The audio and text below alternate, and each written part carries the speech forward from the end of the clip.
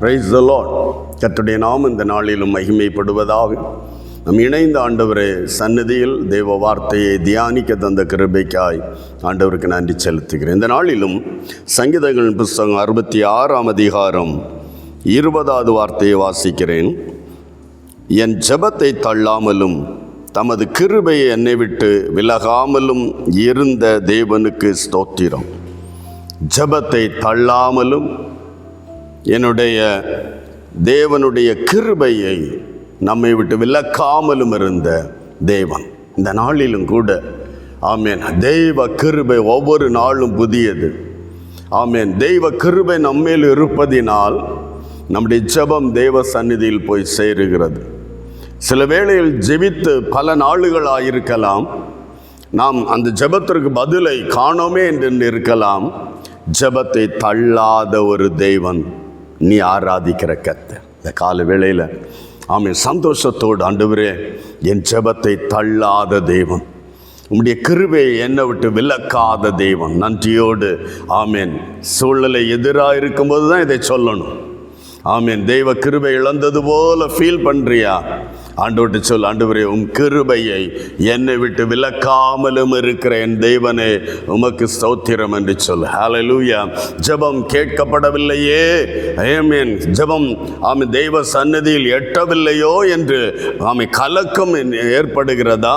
அந்த வேளை இந்த வார்த்தையை சொல், என் ஜெபத்தை தள்ளாமல் இருக்கிற தேவனே உமக்கு ஸ்தோத்திரம் என்று ஆண்டவரை மகிழ்ச்சியோடு ஆண்டவரை துதி. ஆமென். குறித்த காலங்களில் ஏற்ற வேளையில் உன்னுடைய ஜெபத்தை தள்ளாதவர் ஜெபத்துக்கு பதில் தருவார்.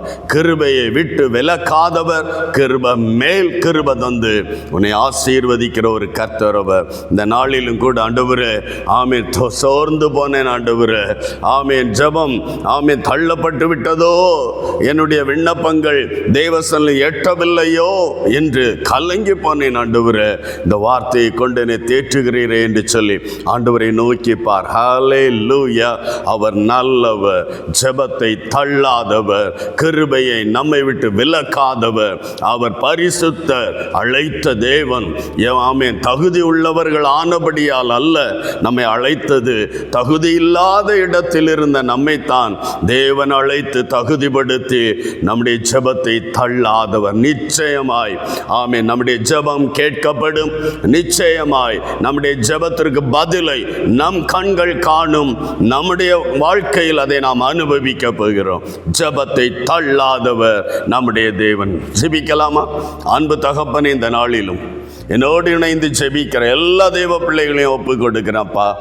ஆமென். ஜெபம் ஆமென் தடைபடுத்தி விட்டதோ, ஜெபம் திரும்பி வந்து விட்டதோ, என் தேவனின் ஜெபத்தை தள்ளிவிட்டாரோ என்று கலக்கத்தோடும் ஆமென் வேதனையோடும் துக்கத்தோடும் யார் யார் இந்த வார்த்தையை கேட்டுக்கொண்டு இருக்கிறார்களோ தகப்பனே, ஒவ்வொரு இருதயங்களோடும் ஒவ்வொரு உள்ளங்களோடும் பரிசுத்தரே நீர் பேசி கொண்டிருப்பதற்காக நன்றி. ஜெபம் தள்ளப்படவில்லை, ஜெபம் கேட்கப்பட்டிருக்கிறது.